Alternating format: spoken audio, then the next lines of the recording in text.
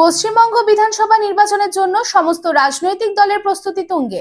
বিজেপির রাজ্য নেতৃত্বের তরফে জানা গেছে, প্রধানমন্ত্রী নরেন্দ্র মোদী মার্চের প্রথম সপ্তাহে ব্রিগেড গ্রাউন্ডে নির্বাচনী সমাবেশে ভাষণ দিতে পারেন। হোলির পর থেকে দক্ষিণবঙ্গের বিভিন্ন জেলায় রথযাত্রা অনুষ্ঠিত হবে এবং ধীরে ধীরে কলকাতার ব্রিগেড গ্রাউন্ডে পৌঁছে প্রধানমন্ত্রীর সমাবেশে যোগ দেবে।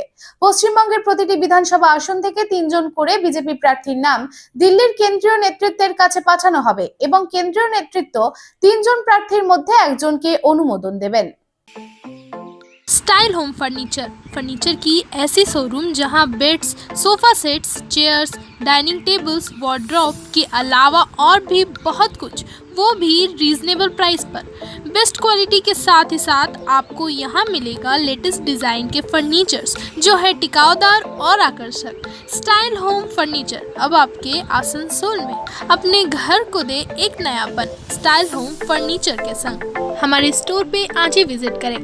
हमारा एड्रेस है opposite police line, Burnpur road, Asansol. Contact number 9749933511।